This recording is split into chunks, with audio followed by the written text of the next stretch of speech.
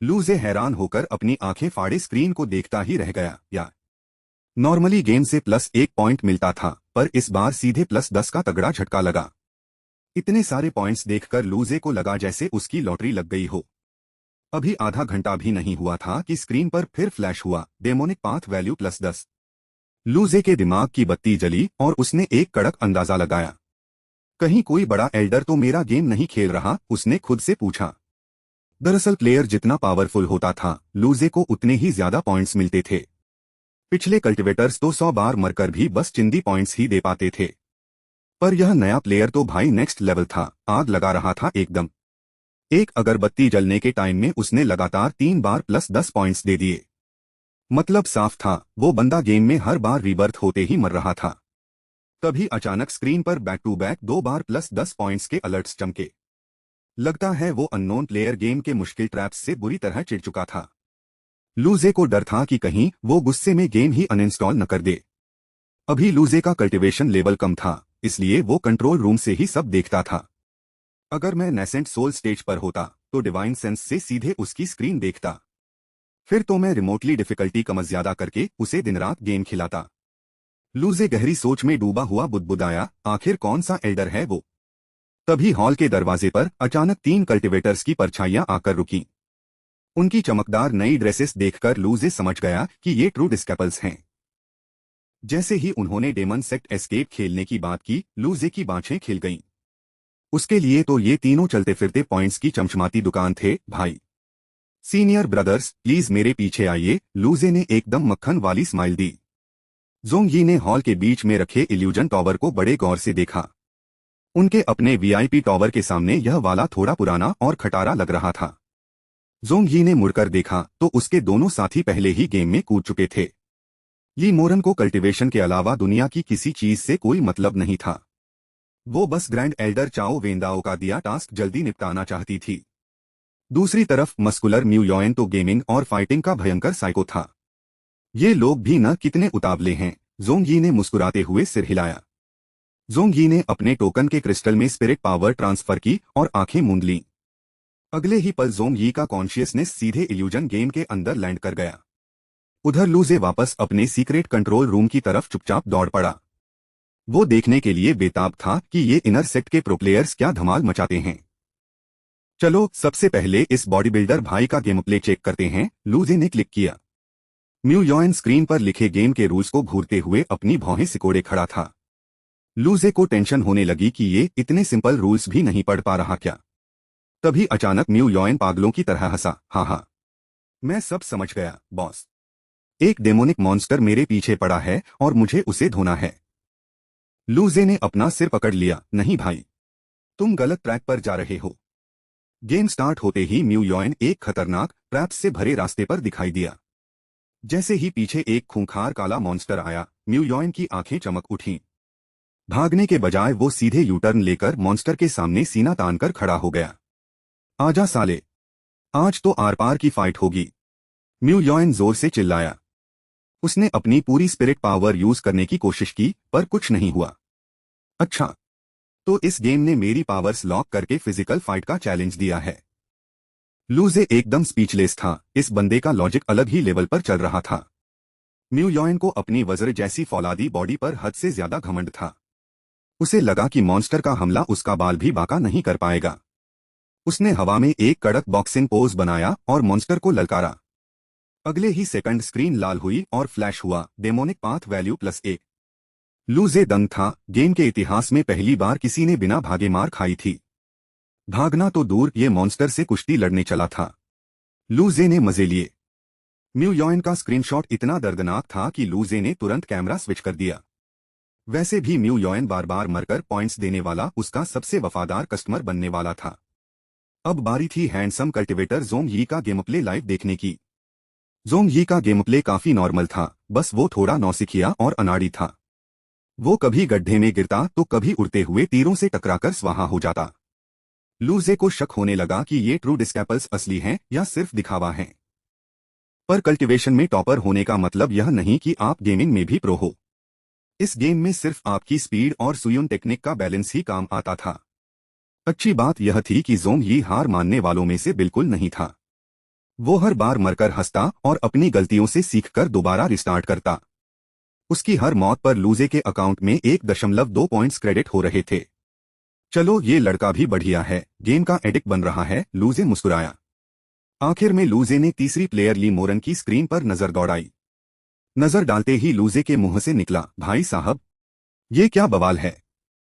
ली मोरन का gaming talent देखकर लूजे के पसीने छूटने लगे थे। या बाकी दोनों जहां 50 बार मरे थे, वहीं ली मोरन बिना मरे 2000 स्टेप्स पार कर चुकी थी, जबकि पूरे सेट का ऑल टाइम हाई स्कोर ही सिर्फ 4000 स्टेप्स था। ली मोरन बिना किसी एक्सप्रेशन के एकदम रोबोटिक स्पीड से सारे ट्रैप्स डॉज कर रही थी। लूजे ने सोचा कि अगर इसने गेम आज ही जीत लिया तो मेरा बिजनेस तो ठप हो जाएगा। इल्यूजन रीम से बाहर आते ही मस्कुलर भाई म्यू योएन का चेहरा एकदम सीरियस हो गया था। सीनियर ब्रदर जोंग, इस वाले ट्रायल में ना सीरियसली बहुत बड़ी गड़बड़ है, उसने घबराकर कहा। जोंग यी का तो अभी मन ही नहीं भरा था, वो तो बस और खेलना चाहता था। 10-12 बार मरने के बाद उसे लगा कि अब उसे गेम की सारी ट्रिक्स समझ आ गई हैं। उसे पूरा भरोसा था कि अगली बार वो आराम से 500 स्टेप्स का आंकड़ा पार कर लेगा। म्यू योएन ने सीरियस होकर कहा, यार गेम के अंदर जो मॉन्स्टर है वो मर ही नहीं रहा। जोंग यी ने अपना सिर पकड़ लिया और बोला, क्या ऐसा हो सकता है कि उसे मारना ही न हो। नो वे, हम राइटियस सेट वाले डेमन मॉन्स्टर को जिंदा कैसे छोड़ सकते हैं।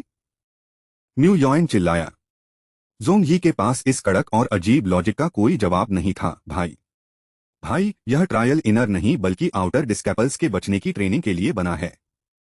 अच्छा, तो वो कमजोर हैं, इसीलिए मॉन्स्टर को मारने के बजाय दुम दबाकर भागते हैं। जोंग यी ने राहत की सांस ली, हाँ यार बिल्कुल यही लॉजिक है इस गेम का। तो वो भागने के बजाय अपनी बॉडी सॉलिड करने हमारे पीक क्यों नहीं आते। म्यू योएन बोला। जोंग यी ने थके हुए लहजे में कहा, छोड़ो यार, मैं तुमसे बात ही नहीं करना चाहता। वैसे गेम का एस्केप प्रोसेस बड़ा मजेदार है, तभी पूरी सेट में इसकी इतनी हाइप है। ओहो, तो तुमने भी भागने की ट्राई की? वैसे कितना स्कोर बनाया तुमने? जोंग यी ने पूछा। जोंग यी मन ही मन अपने 500 स्टेप्स वाले स्कोर की तारीफ करने की तैयारी कर रहा था। तभी म्यू योएन ने बहुत कैजुअली जवाब दिया, मैं तो 503 स्टेप्स तक भाग गया था। जोंग यी का मुंह खुला का खुला रह गया और उसके सारे अरमानों पर पानी फिर गया। वैसे सीनियर ब्रदर, आपका स्कोर क्या रहा? म्यू योएन ने बड़े मासूम चेहरे से पूछा। जोंग यी ने तुरंत टॉपिक बदला, वैसे जूनियर सिस्टर ली मोरन अभी तक बाहर क्यों नहीं आई? पास खड़ी ली मोरन की भौहें थोड़ी सिकुड़ी हुई थीं, जैसे वो किसी मुश्किल में फंसी हो। जोंग यी का दिल थोड़ा शांत हुआ कि चलो जीनियस सिस्टर भी गेम में अटक गई है। नॉर्मली कितनी भी बड़ी आफत हो, सिस्टर ली मोरन का चेहरा कभी नहीं बदलता था, पर इस डेमन सेट एस्केप ने आज उनके चेहरे के एक्सप्रेशंस भी चेंज कर दिए थे। जोंग यी को तसल्ली हुई कि हर जीनियस का कोई न कोई वीक पॉइंट तो होता ही है। तभी अचानक ली मोरन ने अपनी आंखें खोलीं और वो गेम से बाहर आ गईं। सिस्टर, कैसा रहा एक्सपीरियंस? कोई दिक्कत आई क्या? जोंग यी ने एक्साइटेड होकर पूछा। इस गेम में डेमोनिक पाथ का कोई ट्रेस नहीं है, इसे किसी मास्टरमाइंड ने बनाया है। आप बीच में थोड़ी परेशान दिख रही थीं, क्या कोई बड़ा ट्रैप आ गया था? वैसी कोई बड़ी बात नहीं थी, ली मोरन ने अपनी जादुई आवाज में शांत होकर कहा। 3000 स्टेप्स के बाद स्पीड बहुत फास्ट हो जाती है और बिना हिंट के रास्ते बदल जाते हैं। गलत रास्ता चुनते ही सीधे मौत। बस यही थोड़ा अजीब और इरिटेटिंग लगा मुझे। जोंग यी चिल्लाया, वेट, तुमने कितने स्टेप्स कहे? सीरियसली 3000 स्टेप्स पार कर लिए? उसे अपने 500 स्टेप्स पर घमंड था, पर यहाँ तो पूरा गेम ही बदल चुका था। अगर फाइनल स्कोर की बात करें तो वो एक्चुअली 5300 स्टेप्स था, सिस्टर ने कैजुअली कहा। म्यू योएन ने याद दिलाया, सीनियर ब्रदर, लीडर बोर्ड पर फर्स्ट रैंक तो सिर्फ 4000 की थी। जोंग यी ने जल्दी से लीडर बोर्ड खोला तो वहां सच में नंबर 1 पर ली मोरन का नाम था। सेकंड नंबर पर इनर सेक का एक जाना माना गोल्डन कोर कल्टिवेटर 3900 स्कोर पर था। थर्ड नंबर पर आउटर सेक्ट का कोई अननोन लड़का 3800 का स्कोर लेकर बैठा था। जोंग यी को अचानक खुद पर तरस आने लगा कि वो कितना बड़ा जोकर लग रहा है। पहले कभी आउटर सेक्ट का कोई बंदा इनर सेक्ट के कल्टिवेटर से आगे नहीं निकल पाता था, पर इस गेम ने तो पूरी सेक्ट का सिस्टम ही हिलाकर रख दिया था। भाई, अब तो खुद जोंग यी का मन कर रहा था कि वो सब भूलकर बस गेम खेलता रहे। सीखने को तो कहीं से भी मिल सकता है, ट्रू डिस्कैपल्स भी हर चीज में बेस्ट नहीं होते। म्यू यॉन ने मजे लिए। ब्रदर जूनियर सिस्टर तो सच में हर चीज में बेस्ट हैं। जोंग यी ने उसे घूर कर देखा। वो उसे अपने साथ लाने के फैसले पर पछता रहा था। अरे देखो भाई, लीडर बोर्ड का स्कोर तो अचानक चेंज हो गया। म्यू यॉन चिल्लाया। तीनों ने तुरंत स्क्रीन देखी। वहां फर्स्ट रैंक पर अब अनोनिमस नाम का कोई प्लेयर था। उस मिस्ट्री प्लेयर का स्कोर भाई पूरे 5600 स्टेप्स का था। एकदम अनबिलीवेबल। तेरी तो सेक्ट में सच में छुपे रुस्तम भरे पड़े हैं। जोंग यी हैरान रह गया। ली मोरन की आंखों में एक अजीब सी जिद और चिंगारी चमक उठी थी। उन्हें किसी के भी पीछे रहना पसंद नहीं था, चाहे वो कोई गेम ही क्यों न हो। पहले वो तलवारबाजी की प्रैक्टिस के लिए जाने वाली थीं, पर अब उन्होंने प्लान बदल दिया। वैसे क्या हम इस ट्रायल में अपना नाम चेंज कर सकते हैं? जोंग यी ने पूछा। अगर कल सबको पता चला कि वो सिर्फ 500 स्टेप्स पर आउट हुआ तो भयंकर बेइज्जती होगी। नहीं भाई, मुझे तो अपना नाम तुरंत बदलना ही पड़ेगा। जोंग यी ने ठंडी सांस ली। म्यू यॉन ने पूछा, पर ब्रदर आपको अपना असली नाम छुपाने की क्या जरूरत है? अरे यार, जोंग यी नाम गेमिंग प्रो प्लेयर जैसा फील नहीं देता, उसने बहाना बनाया। चलो फिर तो मैं भी अपना नाम बदलकर कुछ तूफानी रखूंगा, म्यू यॉन बोला। उधर कंट्रोल रूम में बैठा लूजे डर के मारे अपने माथे का पसीना पोंछ रहा था। ली मोरन को दोबारा गेम में लॉगिन करते देखकर उसकी जान में जान आई। भाई, प्लॉट ट्विस्ट ये था कि वो अनोनिमस कोई और नहीं, खुद लूजे ही था। गेम का डेवलपर होने के नाते उसे सारे शॉर्टकट्स और सही रास्ते पहले से पता थे। उसकी मिस्टेरियस डीमोनिक इमोर्टल बॉडी की वजह से गेम में उसकी स्पीड नेक्स्ट लेवल थी। अब सिस्टर ली मोरन रोज गेम खेलेंगी और लूजे का कल्टीवेशन रॉकेट की तरह भागेगा। ली मोरन तो कतई प्रो ई स्पोर्ट्स प्लेयर जैसी खतरनाक वाइब्स दे रही थी। या मस्कुलर म्यू यॉन भले ही थोड़ा स्लो था, पर वो मजे से पॉइंट्स दे रहा था। लेकिन सबसे बड़ा हीरा तो जोंग यी था, जो सबसे घटिया खेलता था पर सबसे एडिक्टेड था। वो हर बार मरकर खुद से ही बातें करता और गेम की तारीफों के पुल बांधता था। तभी लूजे के दिमाग में अचानक सिस्टम की एक जोरदार घंटी बजी। बधाई हो, आपको इनाम में जोंग यी की 10 साल की मार्शल आर्ट्स का एक्सपीरियंस मिलता है। सीनियर ब्रदर जोंग एकदम दीवाने हो चुके थे और गेम के लॉजिक की तारीफें किए जा रहे थे। वो बुदबुदाए कि इस इल्यूजन रियलियम का क्रिएटर तो पक्का कोई नेक्स्ट लेवल का जीनियस बंदा है।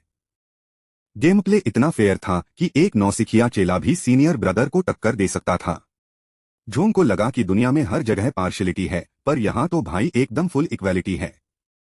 गेम का बैकग्राउंड म्यूजिक उनके कानों में किसी अमृत की तरह घुल रहा था, एकदम पैसा वसूल वाइब। यहाँ तक कि स्पिरिट स्टोन्स उठाने की आवाज भी उन्हें इतनी सुरीली लगी कि मौत का डर ही भाग गया। वो पूरी तरह खो चुके थे और उनके मुंह से बार बार सिर्फ अद्भुत लाजवाब ही निकल रहा था। जब उन्हें पता चला कि यहाँ स्पिरिट बीस्ट्स भी खरीद सकते हैं तो उनका दिमाग पूरी तरह चकरा गया। जोंग ने कसम खाई कि अगर वो इस मास्टरमाइंड क्रिएटर से मिले तो सीधे उसके पैरों में गिर जाएंगे। तभी अचानक स्क्रीन लाल हुई और जोंग चिल्लाए, ओह भाई, मैं फिर से मर गया, सीरियसली। जोंग का हैंड आई कोऑर्डिनेशन इतना खराब था कि एक मामूली फायर तालिस्मान ने उन्हें जलाकर राख कर दिया। गॉड मॉड में बैठे लूजे सब देख रहे थे और सोच रहे थे कि ये बंदा थोड़ा कम बोले तो कम मरे। वैसे लूजे को मानना पड़ा कि जोंग का गेम को लेकर एनालिसिस एकदम ऑन पॉइंट था। जोंग पहले ऐसे प्लेयर थे जिन्होंने गेम के साउंड इफेक्ट्स की असली वैल्यू को पकड़ लिया था। तभी जोंग ने अपने सिर पर हाथ मारा। उन्हें याद आया कि अरे, नाम बदलना तो भूल ही गया। मेन इंटरफेस पर आकर वो नाम बदलने वाले ऑप्शन को ऐसे घूरने लगे जैसे कोई मुश्किल मैथ्स का सवाल हो। उनका क्रिएटिविटी लेवल इतना जीरो था कि उन्हें अपने लिए कोई ढंग का नाम ही नहीं सूझ रहा था। तभी उनके शातिर दिमाग की बत्ती जली और उनके चेहरे पर एक दुष्टता भरी मुस्कान आ गई। उन्हें जूनियर सिस्टर म्यू यावेन की वो कड़वी और तीखी बातें याद आईं जो उसने अभी बोली थीं। म्यू दिल की बुरी नहीं थी, बस उसकी जबान थोड़ी ज्यादा ही चलती थी। दोनों की बॉन्डिंग गहरी थी। दोनों अक्सर एक दूसरे की टांग खींचते थे और स्पैरिंग के दौरान भी पागलों की तरह हंसते रहते थे। जोंग ने हंसते हुए म्यू यावेन का ही नाम टाइप कर दिया। चलो, अब आएगा असली मजा। अब जरा कहानी के दूसरे कोने में चलते हैं, जहां म्यू यावेन भी अपना सिर खुजला रही थी। उसे याद आया कि गुरुजी ने कहा था कि झोंग बहुत चालाक है, उससे कुछ सीखो। म्यू ने सोचा कि क्यों न झोंग का ही नाम रख लूं, वो वैसे भी अपना नाम बदलने से रहा। थोड़ी देर बाद कल्टीवेशन हॉल में एक जोरदार धमाका हुआ और चारों तरफ धुआं फैल गया। जोंग ने तुरंत गेम से एग्जिट किया और अपनी आंखें खोलकर सामने का नजारा देखा। सामने म्यू यावेन खड़ी थी। उसका पूरा चेहरा कोयले जैसा काला था और वो बेवकूफों की तरह हंस रही थी। झोंग ने हैरानी से पूछा, भाई ये क्या हालत बना रखी है, कोई नया फैशन है क्या? म्यू ने कहा कि जब मॉन्स्टर पीछे पड़ा तो उसने गुस्से में अपनी असली ब्लडलाइन पावर एक्टिवेट कर दी। झोंग तुरंत समझ गए कि इल्यूजन रियलियम की कल्टीवेशन लिमिट तोड़ने पर सीधे लात मारकर बाहर निकाल दिया जाता है। पर ट्विस्ट ये था कि लिमिट तोड़ने के लिए क्रिएटर से ज्यादा ताकतवर होना जरूरी होता था।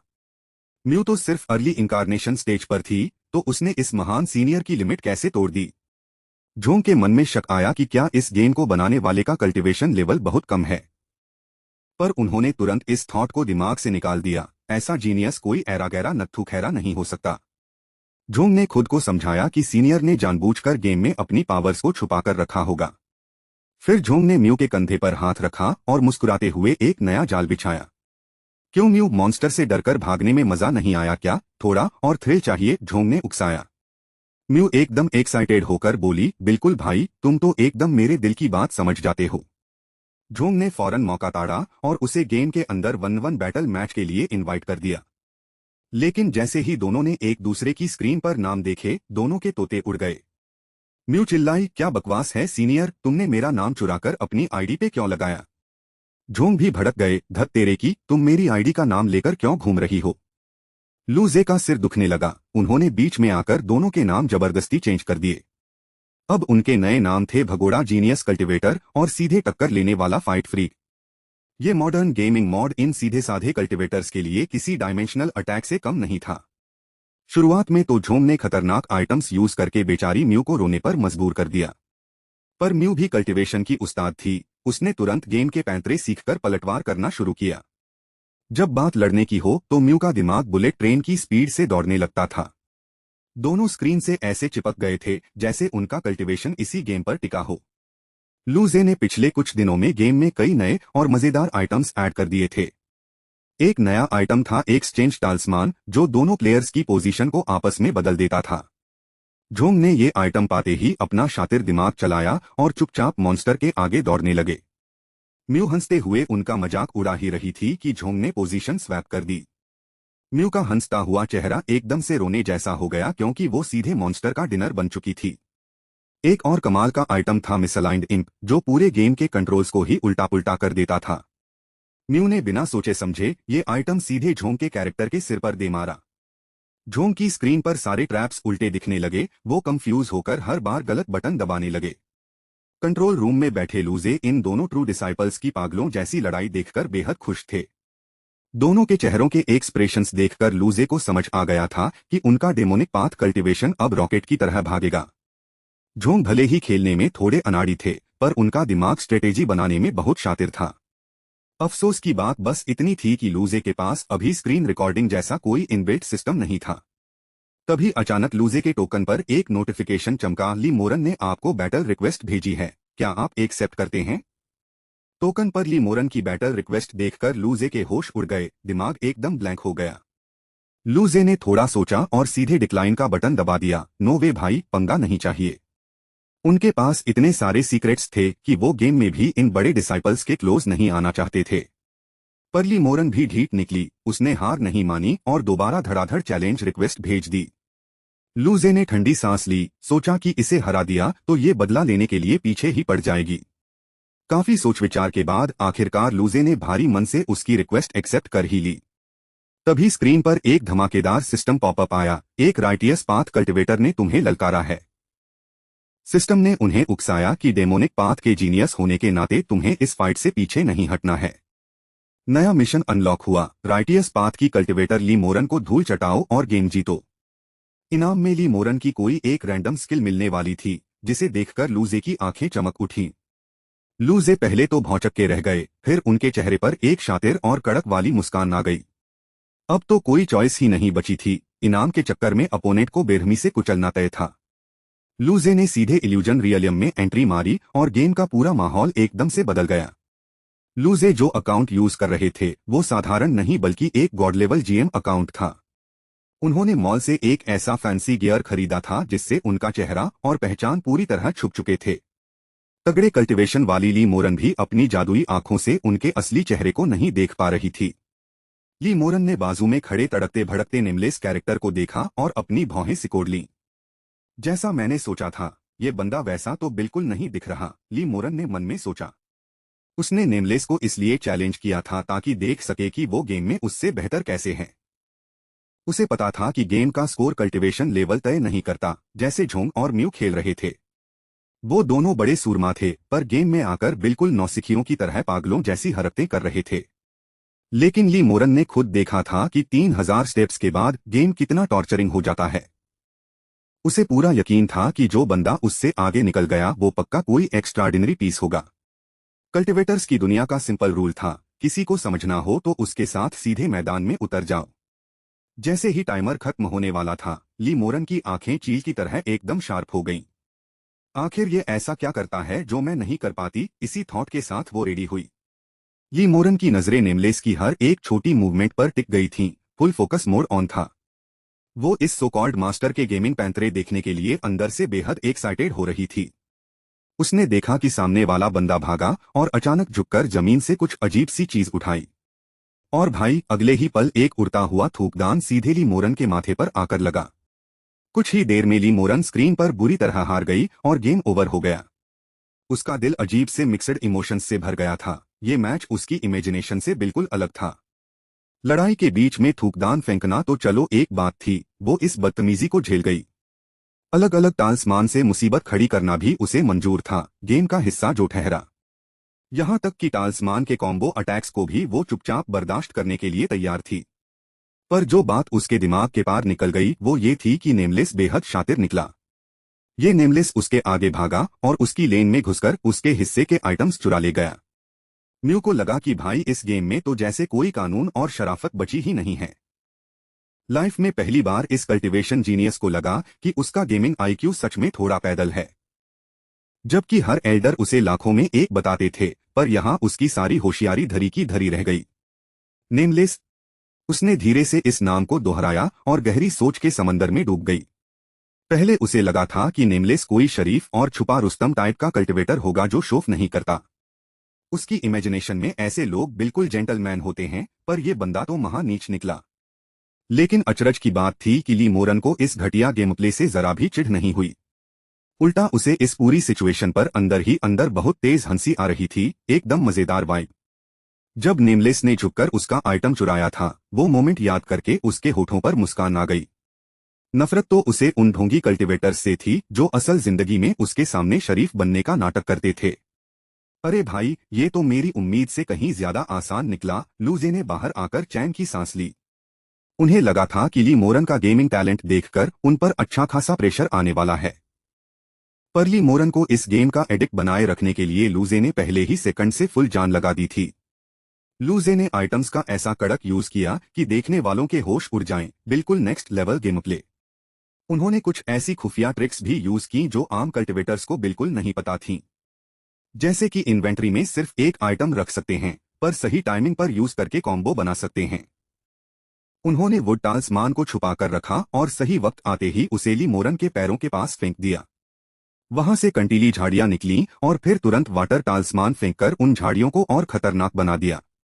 इस मास्टर कॉम्बो के सामने ली मोरन का बचना नामुमकिन था, वो जाल में बुरी तरह फंस गई। दोनों ट्रैक्स के बीच एक डेंजरस बैरियर था जिसे छूने का मतलब था सीधे गेम से बाहर।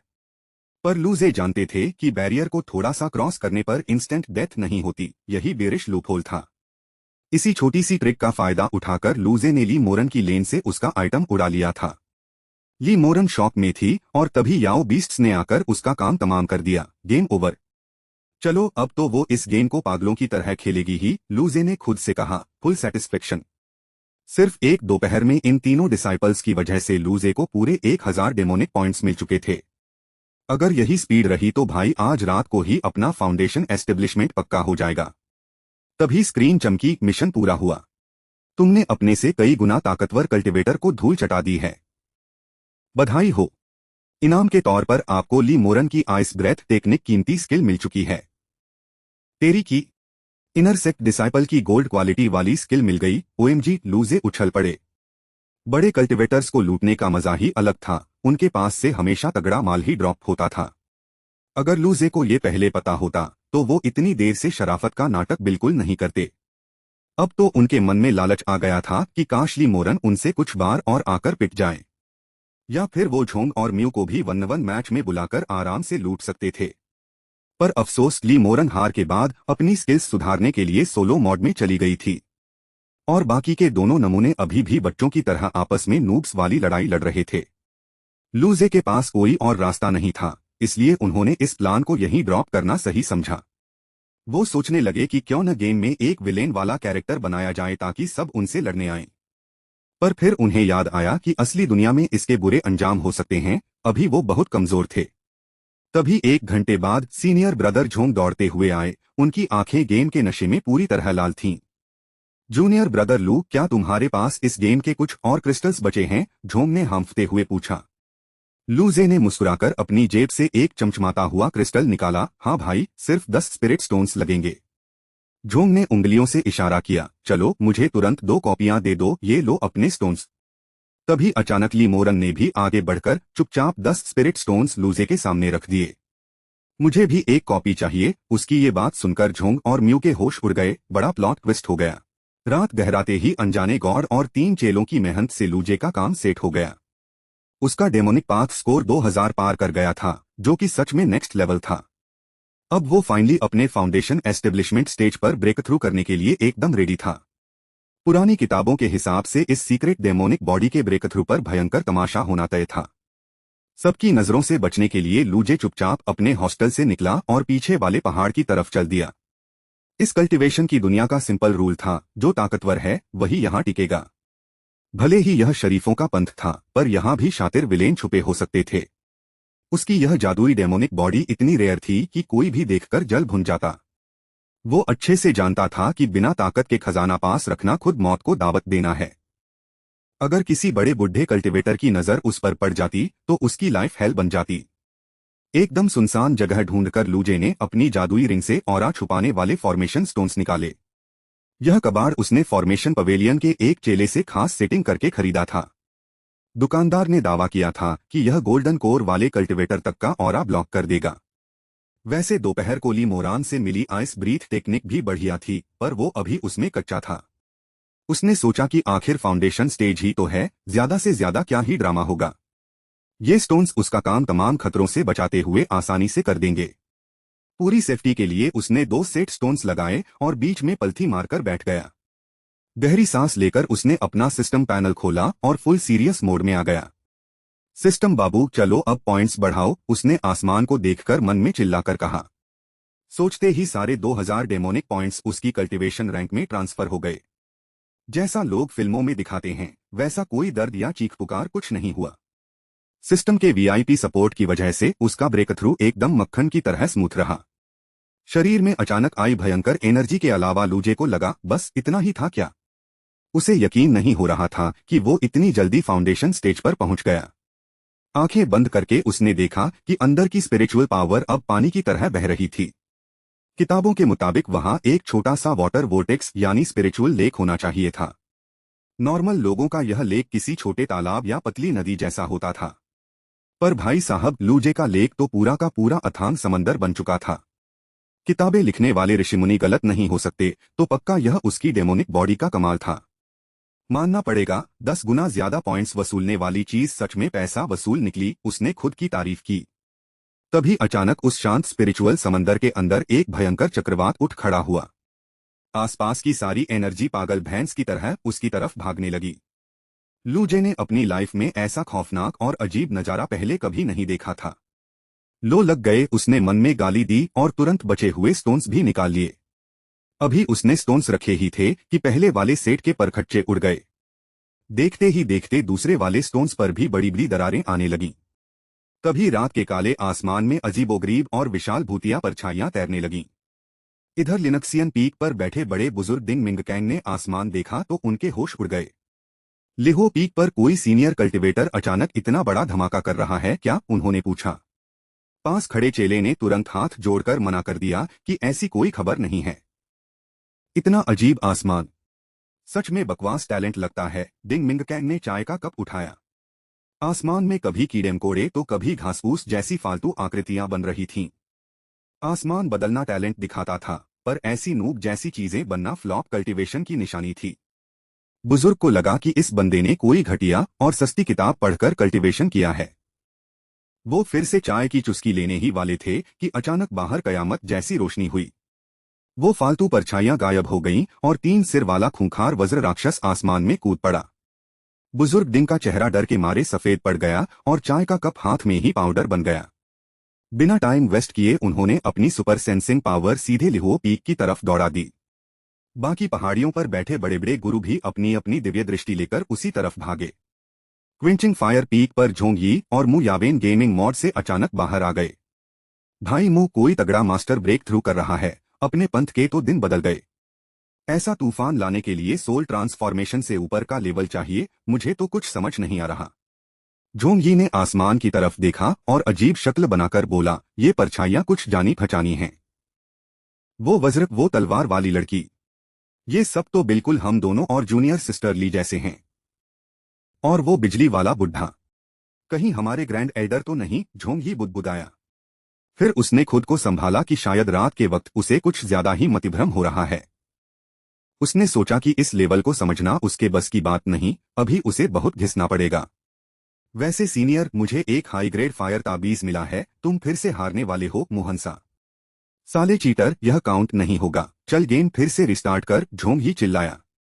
इधर सोर्ड आस्टिंग माउंटेन पर ली मोरान ने जैसे ही आंखें खोली, उसे वो परछाई दिखी। क्या यह वही अजीब लड़का है? ली मोरान की आंखों में ठंडी चमक कौन थी? दोपहर वाले उस सीक्रेट फाइटर का ख्याल सबसे पहले उसके दिमाग में आया। मानना पड़ेगा, वो बंदा जो भी है सच में बहुत खतरनाक और एक्स्ट्राऑर्डिनरी है। कुछ ही सेकंड में उसने खुद को शांत किया और उसका मूड एकदम कूल हो गया। उसने आसमान को देखकर मन में कसम खाई, एक दिन मैं तुम्हें हराकर रहूंगी। इस बीच असली सीन तो पीछे वाले पहाड़ पर चल रहा था जहां लू जे की फटी पड़ी थी। उसे अच्छे से पता था कि यहाँ 3 साल में ऐसा तगड़ा बवाल कभी नहीं हुआ था। सबसे बड़ी आफत यह थी कि उसने सिर्फ बेसिक फाउंडेशन स्टेज ही क्लियर किया था। अगर वो पकड़ा गया तो उसकी इस सीक्रेट डेमोनिक बॉडी का पर्दाफाश हो जाएगा। और अगर उसका यह सिस्टम वाला गेम सबको पता चला तो उसका परमानेंट द एंड तय था।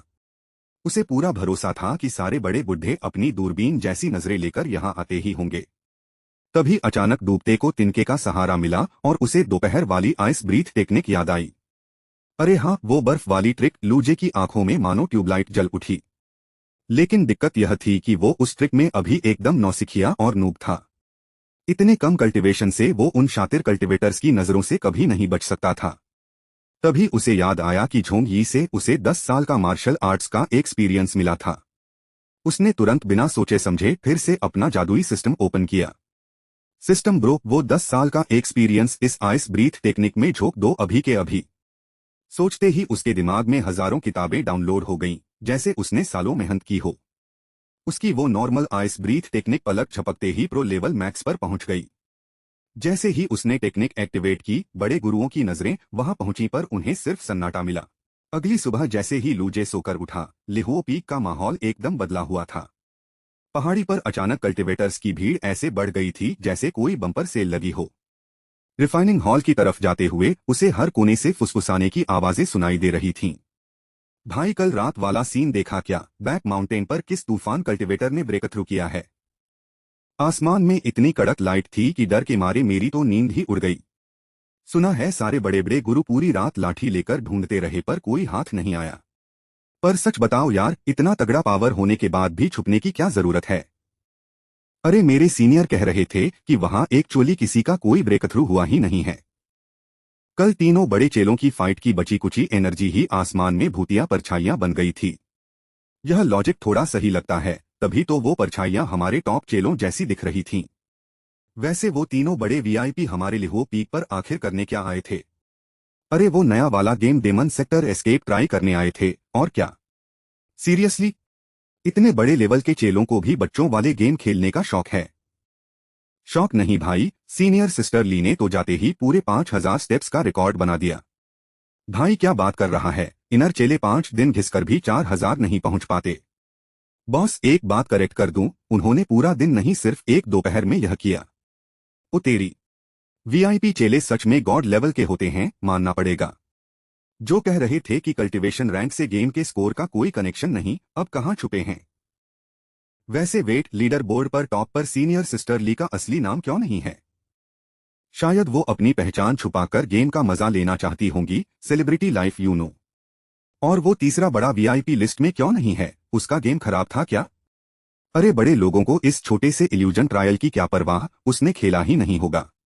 लूजे साइड से गुजरते हुए उनकी सारी बातें बड़े मजे लेकर सुन रहा था।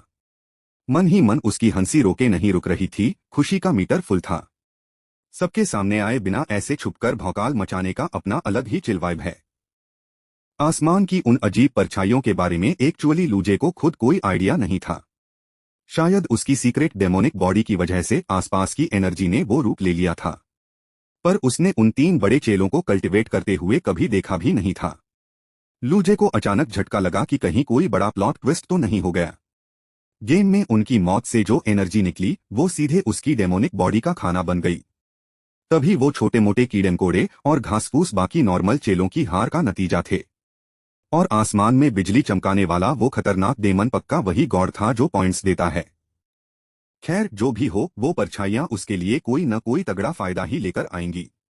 आसपास के कल्टिवेटर्स अभी भी वीआईपी चेलों के गेम खेलने पर बहस किए जा रहे थे। एक बोला कि उसने सीनियर झोम यी का नाम देखा, तो दूसरा उसे डांटने लगा। इतने बड़े सीनियर झोम क्या हमारे लेवल के गेम खेलेंगे, दूसरे ने मजाक उड़ाया। लूजे को उनकी बातें सुनकर अंदर ही अंदर भयंकर तरस आ रहा था। बेचारे सीधे साधे चेलों को क्या पता कि उनके संस्कारी सीनियर अभी गेम में डूबे होंगे, क्योंकि सुबह आंख खुलते ही लूजे को लगातार पॉइंट्स मिलने का नोटिफिकेशन आ रहा था। पूरी रात बीत जाने के बाद भी सीनियर झोम का गेमिंग का नशा रत्ती भर कम नहीं हुआ। लूजे मुस्कुराया कि उसे पॉइंट्स देने वाली एक परमानेंट कमाल की मशीन मिल गई है। पुराने चेलों का टाइम खत्म होते ही लूजे अपने रिफाइनिंग वाले अड्डे पर लौट आया। उसका काम था टूटे फूटे जादुई हथियारों की मरम्मत करना, जो बहुत ही बोरिंग था। ये जादुई हथियार कभी टूटते नहीं थे, इसलिए वो हमेशा आराम से खाली बैठा रहता था। तभी तो उसे पहले बैठकर इतनी सारी वेब नॉवेल्स लिखने का पूरा टाइम मिल जाता था। खैर अब नोवेल लिखने का झंझट खत्म था, क्योंकि आखिरी पार्ट पब्लिश होने के लिए रेडी था। अब जब वो कल्टीवेशन में गॉड बन चुका था, तो उसे असली वाली प्रैक्टिस भी करनी थी। सिस्टम ने उसे ताकत और रैंक तो दे दी थी, पर गहराई अभी गायब थी। बिना खुद की मेहनत के वो बेस मजबूत नहीं हो पाता जो एक असली मास्टर का होता है। लूजे ने आंखें बंद की और चेलों वाली बेसिक टेक्निक से एनर्जी घुमाना शुरू किया। वो मन ही मन दुआ कर रहा था कि काश कोई सीनियर कोई तगड़ी किताब ड्रॉप कर दे। लूजे, ये क्या बकवास चल रही है तुम्हारी, एक तीखी आवाज हवा में गूंजी। लूजे ने चिढ़कर आंखें खोली तो सामने रिफाइनिंग हॉल का सेकंड सीनियर वांग ताई खड़ा था। सीनियर वांग, सुबह सुबह क्या काम आ पड़ा, लूजे ने बिना मूड खराब किए पूछा। सामने वाला सीनियर था, इसलिए थोड़ा तमीज दिखाना तो बनता था, चाहे वो कैसा भी हो। तुम और कल्टीवेशन? भाई जोक ऑफ द ईयर है ये, वांग ताई जोर से हंसा। लगता है सूरज आज पूरब की जगह पश्चिम से निकल आया है, उसने तंज कसा। 3 साल में सिर्फ शुरुआती स्टेज पर हो, ये झूठी मेहनत किसे दिखा रहे हो? पंथ के चेले का काम ही कल्टिवेट करना है, इसमें नाटक क्या है, लूजे ने कहा। वांग ताई वैसे भी उससे हमेशा चिढ़ता था और उसे परेशान करने का मौका नहीं छोड़ता था। लूजे हमेशा चुप रहता था, पर कभी किसी के सामने फालतू में झुकता नहीं था। जब सिस्टम नहीं था तब भी वो ऐसा था, अब तो गेम पूरी तरह बदल चुका था। वांग ताई गुस्से में लाल हो गया, पर अचानक रुककर उसने खुद को शांत किया। छोड़ो ये सब, वो बताओ जो गेम वाला क्रिस्टल तुमने कुछ दिन पहले लगाया था। क्या आप उसी डेमन सेक्टर एस्केप की बात कर रहे हैं, लूजे ने पूछा। हाँ वही। उस जादुई क्रिस्टल को तुम्हें आखिर किसने लाकर दिया था, वांग ताई ने पूछा। वो मैंने खुद ही बनाया है, उसमें कोई बड़ी प्रॉब्लम है क्या, लूजे बोला। क्या तुमने खुद बनाया है? वांग ताई के चेहरे का रंग पूरी तरह उड़ गया। उसे इस बात पर रत्ती भर भी भरोसा नहीं था, क्योंकि यह बिल्कुल इम्पॉसिबल था। उसे बड़े गुरु ने इस गेम के क्रिएटर का पता लगाने का सीक्रेट टास्क दिया था। गुरु का कहना था कि गेम बनाने वाला कोई शातिर डेमन कल्टिवेटर हो सकता है। वांग ताई सोचने लगा कि क्या यह सीधा साधा दिखने वाला लड़का सच में विलेन है। सिर्फ तुम? वांग ताई ने लूजे को सिर से पैर तक देखते हुए अपना मुंह सिकोड़ा। लूजे ने बिना किसी डर के उसकी आंखों में आंखें डाली और बोला, हाँ सिर्फ मैं। बहुत बढ़िया, वांग ताई ने कमीनी मुस्कान के साथ ताली बजाई और हवा में कुछ चमक उठा। उसके सिर के ऊपर एक जादुई रिकॉर्डिंग ओर्ब धीरे धीरे तैरता हुआ प्रकट हो गया, जो फुल एक्टिव था। लूजे बाबू, तुम्हारी सारी बातें इसमें रिकॉर्ड हो चुकी हैं, अब एल्डर डिंग के सामने मुकर मत जाना। वांग ताई ने उस चमकते हुए ओर्ब की तरफ इशारा करते हुए एक शातिर विलेन जैसी हंसी हंसी। यह एक महंगा जादुई आइटम था जो हर एक विजुअल और आवाज को पूरी तरह रिकॉर्ड कर सकता था। वांग ताई ने कमरे में कदम रखते ही इसे चालू कर दिया था ताकि कोई सबूत न छूटे। लूजे को भनक न लगे, इसलिए उसने चालाकी से ओर्ब पर एक इनविजिबिलिटी स्पेल मार दिया था। यह भाई साहब कई दिनों से कल्टीवेशन में बिजी थे, इन्हें बाहर की दुनिया की कोई खबर नहीं थी। जब एल्डर डिंग खुद इनके पास आए तब जाकर इन्हें पता चला कि लूजे ने कितना बड़ा कांड किया है। उसने एल्डर डिंग से वादा किया था कि वो आज ही असली विलेन को घसीटकर उनके सामने लाएगा। उसे यकीन नहीं था कि यह सीधा साधा दिखने वाला लूजे इतनी आसानी से अपना गुनाह मान लेगा। वैसे अंदर से वांग ताई को अभी भी लूजे की बात पर रत्ती भर भरोसा नहीं था, पर उसे इस बात से क्या, उसे तो बस एल्डर डिंग के आगे एक बकरे की बलि चढ़ानी थी। एक बार लूजे एल्डर डिंग के हत्थे चढ़ गया तो वो सच उगलवाना अच्छे से जानते थे। पंथ का ऐसा कोई चेला नहीं था जो एल्डर डिंग के खौफनाक टॉर्चर के तरीकों से वाकिफ न हो। गुरु का टास्क भी पूरा और सबसे नफरत वाले जूनियर का पत्ता भी साफ। वांग ताई मन ही मन नाचा। डरता तो मैं किसी के बाप से नहीं हूँ। लूजे के चेहरे पर रत्ती भर शिकन नहीं आई। एल्डर डिंग भले ही कड़क थे, पर आखिर यह शरीफों का पंथ था, कोई डाकुओं का अड्डा नहीं। उसका यह गेम एक्चुअली सुयुन टेक्निक को सिखाने के लिए ही एक बढ़िया और लीगल जुगाड़ था। लूजे को पूरा भरोसा था कि एल्डर डिंग उसका कुछ भी बाल बाका नहीं कर पाएंगे। फिर भी इंसानी दिमाग का कोई भरोसा नहीं, इसलिए लूजे ने बैकअप प्लान सोचना शुरू कर दिया। ठीक है, मैं गेम वाला जादुई क्रिस्टल उठाता हूँ और तुम्हारे साथ एल्डर डिंग के पास चलता हूँ। लूजे ने चेहरे पर झूठा गुस्सा दिखाया और उस अलमारी की तरफ मुड़ा जहां क्रिस्टल रखे थे। चलो, कम से कम अक्ल तो आई तुम्हें। वांग ताई ने हवा में रौब झाड़ते हुए एक हुंकार भरी। अब जल्दी करो, एल्डर डिंग कोर्ट रूम में अपनी अदालत सजाकर हमारा ही वेट कर रहे हैं। लूजे की पीठ को देखते ही अचानक वांग ताई के माथे पर गहरी चिंता की लकीरें उभर आईं। उसे लगा कि यह लड़का चुपके से उस जादुई क्रिस्टल के साथ कुछ छेड़छाड़ कर रहा है। वहां क्या नौटंकी चल रही है? वांग ताई चिल्लाया, पर लूजे ने तुरंत क्रिस्टल उसकी तरफ बढ़ा दिया। बस चेक कर रहा था कि क्रिस्टल डैमेज तो नहीं है, वरना गुरु तुम्हें ही सूली पर चढ़ा देते। लूजे ने एकदम कूल होकर जवाब दिया, जैसे उसने कुछ किया ही न हो। मूड एकदम चिल था। वांग ताई ने क्रिस्टल को उलट पुलट कर देखा, सब कुछ नॉर्मल पाकर उसका शक हवा में उड़ गया। एक सेकंड के अंदर तो वो खुद कुछ नहीं बदल सकता था, तो यह नूब लूजे क्या चालाकी करेगा? सबूत मिटाना अब लूजे के बस की बात नहीं थी। गेम पूरी तरह वांग ताई के हाथ में था। उसने क्रिस्टल को अपनी रिंग में डाला और भारी हाथ लूजे के मजबूत कंधे पर रख दिया। जब एल्डर डिंग के सामने पहुंचो तो बिना नाटक किए सीधे घुटनों पर बैठकर अपनी गलती मान लेना। इतना बोलते ही उसने अपनी जादुई पावर एक्टिवेट की और दोनों पलक झपकते ही वहां से गायब हो गए। उधर बाहरी चेले के हॉस्टल के बाहर जबरदस्त भीड़ लगी थी और भयंकर शोर शराबा हो रहा था। ए भाई, साइड हो, बहुत देर से वेट कर रहा हूं, अब मेरी चांस है, एक चेला चिल्लाया। यह तो सरासर चीटिंग है बॉस, तुमने अभी अभी तो अपना गेम खत्म किया है, दोबारा क्यों? धत तेरे की, मैं फिर से हार गया। तुम लोग तो कसम से प्रो प्लेयर बन चुके हो। उस छोटे वाले विलेन को बैन करो यार, वो गेम में बहुत गंदा और एबनॉर्मल डैमेज देता है। दो छोटे जादुई टावरों के आसपास चेलों की लंबी लाइन लगी थी, जैसे फ्री का राशन बंट रहा हो। 100 स्पिरिट स्टोन्स का यह गेम वैसे तो इन गरीब चेलों के लिए एक बड़ा और महंगा सपना था, पर पंथ में कुछ अमीर जागीरदार कल्टिवेटर्स भी थे जिनके पास पैसों की कोई कमी नहीं थी। चलो भाई, आखिरकार तुम्हारा भाई अब मैदान में उतरेगा और तबाही मचाएगा, झांग मिंग हाथ मलते हुए बोला। जब वो पैसे कमाने के मिशन में बिजी था तब उसने सुना कि वीआईपी चेलों ने रिकॉर्ड तोड़ दिया है।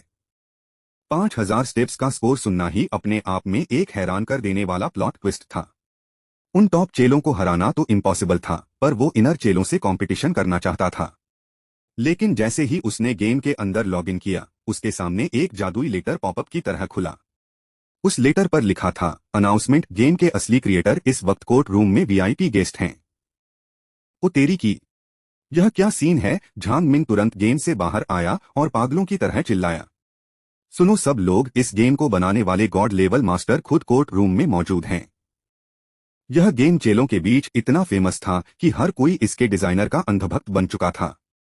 यह खबर सुनते ही बाहरी चेलों के बीच जैसे उत्साह का एक तगड़ा ज्वालामुखी फट पड़ा हो। क्या यह सच है भाई? वो मास्टर सच में इसी जमाने के कोई कल्टीवेटर हैं क्या? हमें तो लगा था कि कोई पुराने जमाने के ऋषि थे जो अब कल्टीवेशन की दुनिया छोड़ चुके हैं। मुझे तो बस एक बार जाकर उन मास्टर के पैर छूने हैं, उनकी वाइब देखनी है। फिर हम यहाँ खड़े होकर टाइम वेस्ट क्यों कर रहे हैं? जल्दी चलो वरना खड़े होने की जगह नहीं मिलेगी। क्या पता मास्टर वहाँ कोई नया गेम लॉन्च करने आए हो जो हमने अभी तक देखा ही न हो। इनर कल्टीवेटर्स के बीच भी यह सनसनीखेज खबर टेलीपैथी के जरिए बिजली की रफ्तार से फैलने लगी। क्या बकवास है? वो मास्टर इस वक्त एल्डर डिंग के कोर्ट रूम में क्या कर रहे हैं? कोर्ट रूम मतलब एल्डर डिंग का इलाका। भाई मुझे तो वहां जाने में ही भयंकर डर लगता है। डरने की क्या बात है, मास्टर ने खुद मिलने बुलाया है, एल्डर डिंग की क्या मजाल जो कुछ कहें। पर सोचने वाली बात है कि वो अचानक कोर्ट रूम जैसी सीरियस जगह पर क्यों गए। अरे पक्का वो एल्डर डिंग के साथ चाय पीते हुए ज्ञान की बातें शेयर कर रहे होंगे। सिंपल। अब ज्यादा दिमाग मत लगाओ, टाइम कम है, फटाफट निकलो वरना बहुत पछताओगे। इधर क्वेंचिंग गोल्ड पीक के सीक्रेट ट्रेनिंग ग्राउंड में एक अलग ही लेवल की कसरत चल रही थी। जोंग ही भागता हुआ आया और हांफते हुए चिल्लाया, जूनियर मु, एक तगड़ी गुड न्यूज है। सीनियर झोंग क्या हुआ? जरा शांति से बताओ, मु यावेन ने अपनी कसरत बिना रोके पूछा। अरे वो डेमन सेक्टर एस्केप बनाने वाले मास्टर इस वक्त एल्डर डिंग के कोर्ट रूम में बैठे हैं। अच्छा, यह तो सच में इस साल का सबसे बड़ा और रेयर चमत्कार लगता है। मु यावेन ने अपनी कसरत रोकी, उसके चेहरे पर एक सिंपल और प्यारी सी मुस्कान चमक उठी। सीनियर बस 2 मिनट वेट करो, मैं कपड़े चेंज करके आपके साथ चलने के लिए एकदम रेडी होती हूँ। उधर वेंजियन पीक के खतरनाक पहाड़ी कोने पर ली मोरान अपनी तलवार के साथ हवा में उड़ रही थी। वो चारों तरफ से आ रही तलवारों की एनर्जी को काट रही थी कि अचानक उसके कदम रुक गए। उसके रुकते ही आसपास तैर रही सारी जादुई तलवारें कांच की तरह बिखरकर चूर चूर हो गईं। वो घाटी जहां हमेशा तलवारों की सनसनाती हवाएं गूंजती थीं, वहां अब एक गहरा सन्नाटा पसर गया था। उस जादुई गेम का क्रिएटर ली मोरान ने झोंगी का मैसेज देखकर अपनी सुंदर भौहें सिकोड़ी।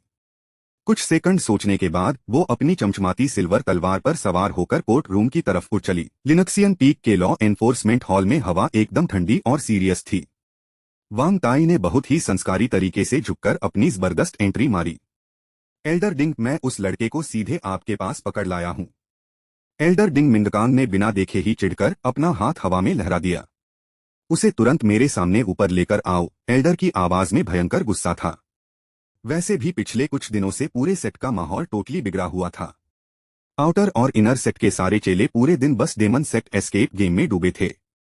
ऊपर से किसी जीनियस ने कल रात एक सीक्रेट ब्रेकथ्रू भी कर लिया था। इन दोनों अजीब बातों ने एल्डर डिंग का मूड एकदम खराब कर रखा था। उन्हें सीरियसली लग रहा था कि इन दोनों हादसों के पीछे कोई कनेक्शन है। वांग ताई ने इशारा किया और लूजे ने हॉल के ठीक सेंटर में कदम रखा। लॉ एनफोर्समेंट हॉल का बीच का हिस्सा नीचे की तरफ थोड़ा धंसा हुआ था। चारों तरफ कतारों में लगी हुई काली सीटें किसी डरावने थिएटर जैसी लग रही थीं। वहां अकेले खड़े होकर लूजे को बिल्कुल किसी कैदी वाली डेंजरस वाइब आ रही थी। तो डेमन सेक्ट एस्केप नाम का ये नया तमाशा तुमने ही बनाया है क्या? डिंग मिंगकान ने अपनी आंखें सिकोड़कर लूजे को ऊपर से नीचे तक घूरा। लूजे का फाउंडेशन एस्टेब्लिशमेंट का शुरुआती लेवल देखकर एल्डर को बड़ा शौक लगा। टारगेट अंडरस्कोर ऑडियंस उम्मीद थी कि इतना बवाल मचाने वाला बंदा कम से कम नेसेंट सोल स्टेज का होगा। हाँ एल्डर, इसे मैंने ही बनाया है। लूजे ने एकदम रिलैक्स होकर हामी भरी। डिंग मिंगकान का चेहरा गुस्से से तुरंत काला पड़ गया और उन्होंने वांग ताई को देखा। उनकी कातिलाना आंखों का मतलब साफ था कि बेटा तुम मुझे बेवकूफ बना रहे हो। वांग ताई बहुत शातिर खिलाड़ी था, उसने तुरंत घबराकर अपने हाथ जोड़ लिए। एल्डर डिंग, कसम से ये सारा कारनामा इसी लूजे का ही है। आउटर सेक्ट के लिए ये ट्रायल बनाने का टास्क मैंने ही इसे दिया था। वांग ताई ने हवा में एक जादुई रिकॉर्डिंग ऑर्ब चमकाकर लूजे का पुराना कबूलनामा प्ले कर दिया। वीडियो देखने के बाद एल्डर डिंग ने गुस्से में सीधे लूजे पर उंगली उठा दी। उन्होंने जोर से मेज पर हाथ पटका और खड़े होकर चिल्लाए, लूजे अपना गुनाह कबूल करो। उनकी आवाज बहुत भारी नहीं थी, लेकिन उसमें वॉइड रिफाइनिंग स्टेज का जानलेवा प्रेशर था।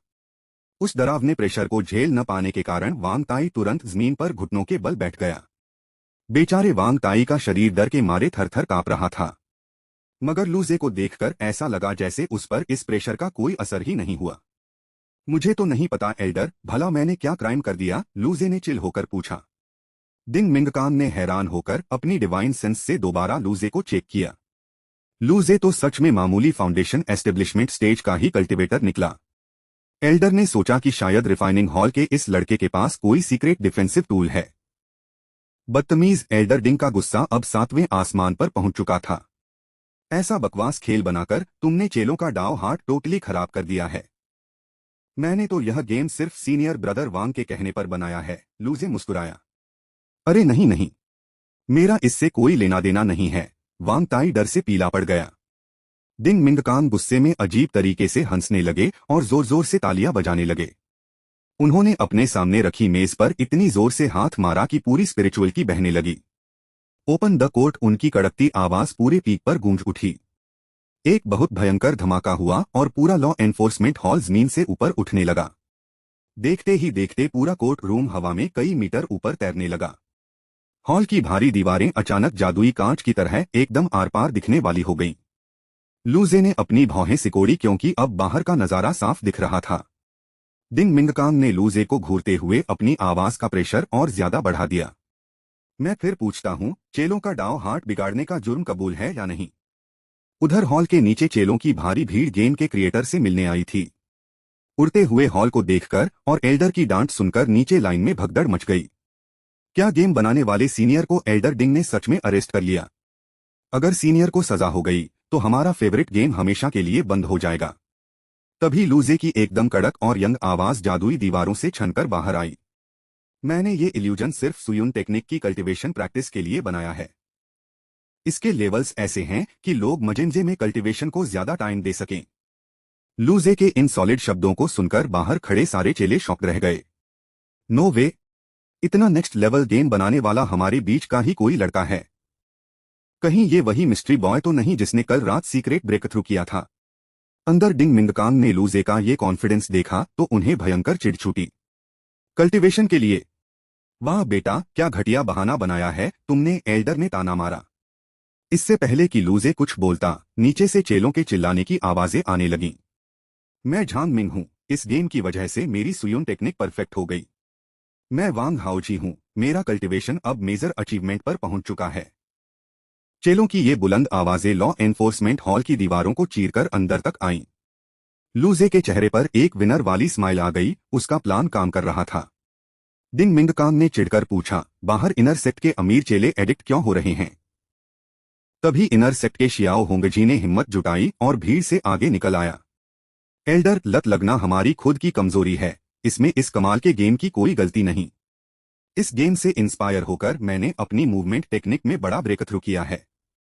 डिंग मिंगकांग का चेहरा गुस्से से लाल हो गया, पर वो हार मानने को रेडी नहीं थे। तो क्या तुम इस बचकाने तरीके से कल्टीवेशन का हर एक पहलू सिखा सकते हो? लूजे ने बिना डरे सीधे एल्डर की आंखों में आंखें डालकर कॉन्फिडेंस से गर्दन हिलाई। बिल्कुल हाँ। एल्डर डिंग के गुस्से का पारा अचानक नेक्स्ट लेवल पर पहुंच गया और उनकी आवाज हॉल में गूंजी। तो तुम ऐसी और भी फालतू और अजीब चीजें बनाना चाहते हो? उन्होंने लूजे को घूरते हुए पूछा। लूजे मन ही मन सोच रहा था कि ये बुढ़ा तो सीरियसली बहुत ज्यादा अड़ियल और सनकी निकला। खैर, अब और बकवास करने की कोई जरूरत नहीं है। एल्डर डिंग ने गुस्से में टेबल ठोक दी।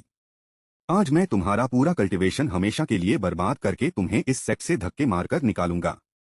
यह सुनते ही लूजे ने अपनी भौहें सिकोड़ी क्योंकि कल्टीवेशन छीनने का मतलब था सब कुछ खत्म। सेक्ट से निकाला जाना तो चिल था, पर कल्टीवेशन बर्बाद होना उसे किसी भी कीमत पर मंजूर नहीं था। इतनी मेहनत से उसने वो खास जादुई डेमन बॉडी पाई थी जिसके बिना वो नए गेम्स नहीं बना पाता। ठीक उसी मोमेंट पर दूर आसमान से एक बहुत ही जानी पहचानी और कड़क आवाज गूंजी, एल्डर डिंग रुकिए। आवाज सुनते ही लूजे का मूड थोड़ा सा रिलैक्स हुआ क्योंकि यह उसका दोस्त झोंगी था। मंच पर बैठे एल्डर डिंग ने चिढ़कर अपनी आंखें छोटी की और आने वाले कल्टीवेटर की तरफ देखा। इस मामूली से लड़के का बैकग्राउंड क्या है? उन्होंने पास खड़े कोर्ट के असिस्टेंट से धीरे से पूछा। सर, इसके बारे में किसी को कुछ नहीं पता, असिस्टेंट ने अजीब सा मुंह बनाकर जवाब दिया। एल्डर डिंग को समझ नहीं आ रहा था कि इस नॉर्मल से चेले के सपोर्ट में पूरी दुनिया क्यों खड़ी है। पहले आउटर चेले, फिर इनर चेले और अब सीधे एक वीआईपी ट्रू चेला उसकी सिफारिश करने आ गया था। सर, कल रात मैंने इस गेम से बहुत कुछ सीखा है जिससे मेरी खुद की कल्टीवेशन स्पीड बढ़ी है। जोंग यी ने हवा में उड़ते हुए सीधे हॉल ऑफ लॉ एनफोर्समेंट के गेट पर लैंड किया। उसके ठीक पीछे बॉडी बिल्डर मु यावेन और एकदम शांत रहने वाली खूबसूरत ली मोरन भी खड़े थे। इन तीनों बड़े स्टार्स को एक साथ देखकर नीचे खड़ी पूरी पब्लिक अचानक से भयंकर एक्साइटेड हो गई। ओह भाई देखो, जोंग यी सीनियर आ गए। इनका लुक तो सच में हमेशा की तरह एकदम किलर है। और वो देखो, ली मोरन सीनियर तो अफवाहों से भी कहीं ज्यादा सुंदर और गॉर्जियस लग रही हैं। जब तीन तीन टॉप चेले रिक्वेस्ट कर रहे हैं तो एल्डर डिंग को अब झुकना ही पड़ेगा। जोंग यी ने आगे बढ़कर एल्डर डिंग को बहुत ही रिस्पेक्ट के साथ झुककर सैल्यूट किया। रास्ते में आते वक्त ही उन्हें एल्डर डिंग के खतरनाक गुस्से वाली वाइब का अंदाजा दूर से ही हो गया था। उन्हें जैसे ही पता चला कि गेम के क्रिएटर को सेक्ट से निकाला जा रहा है, वे हैरान रह गए।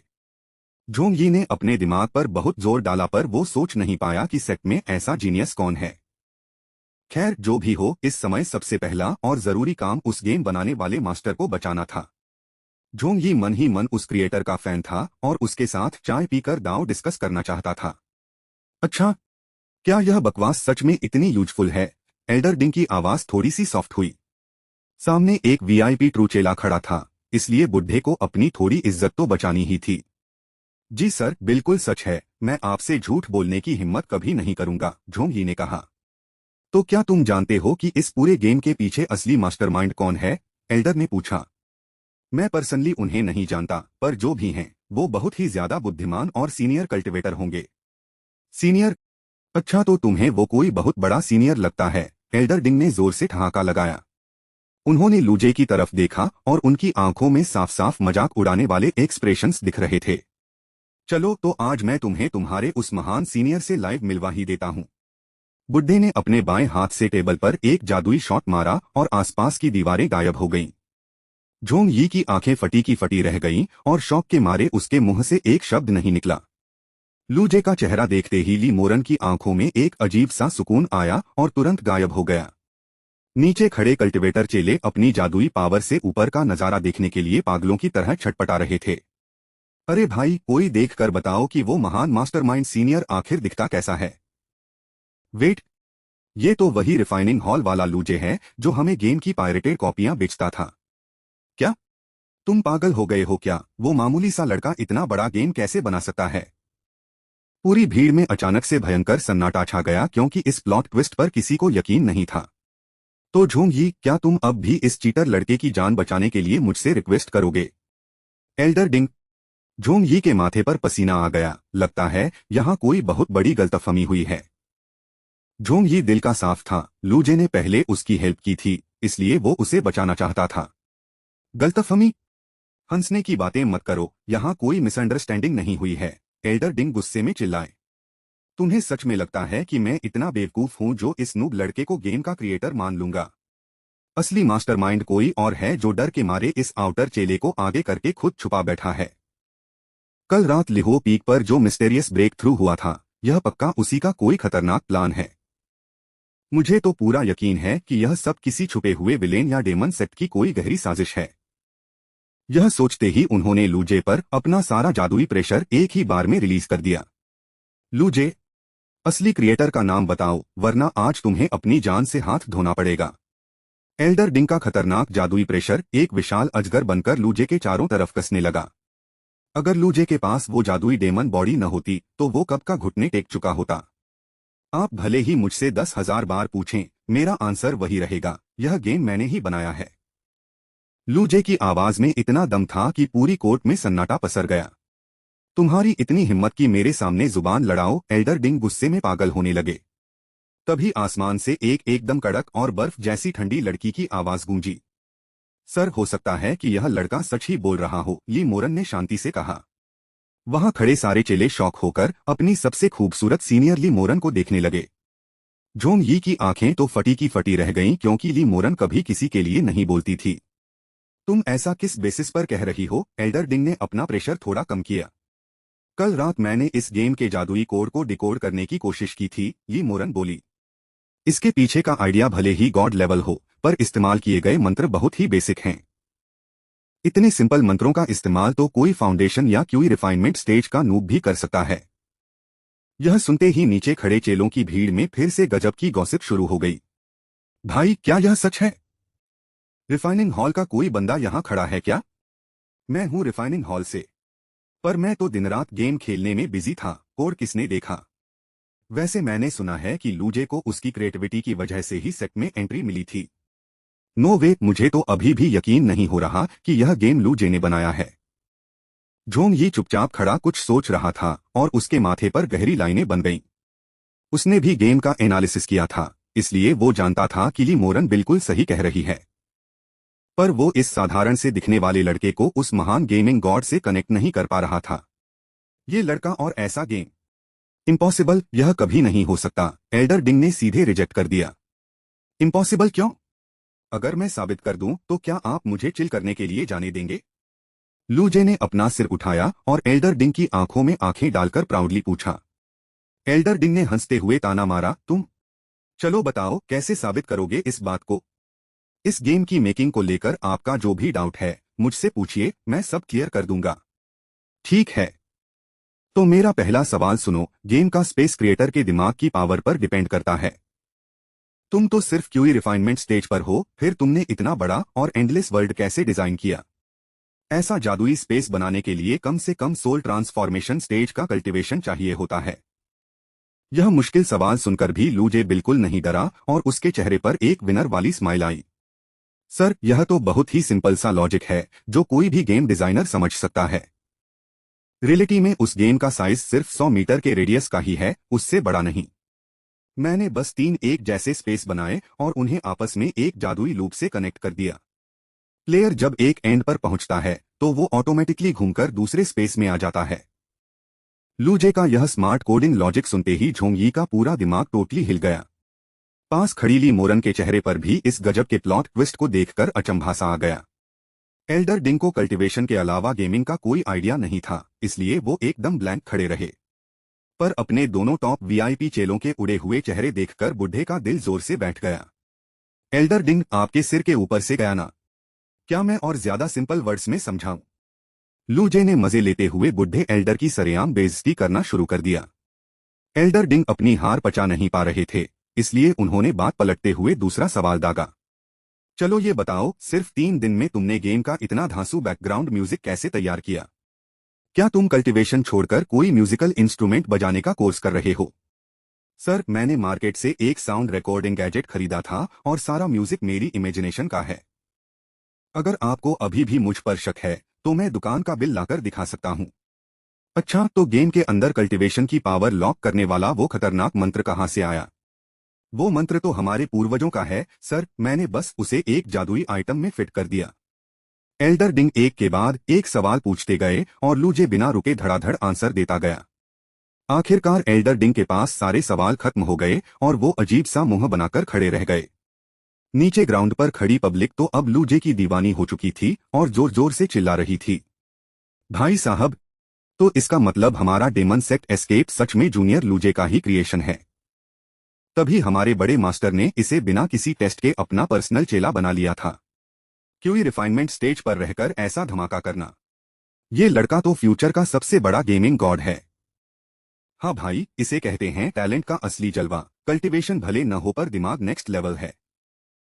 तो एल्डर डिंग, क्या आपके पास मेरे लिए कोई और मुश्किल सवाल बचा है? लूजे ने चिल होकर पूछा।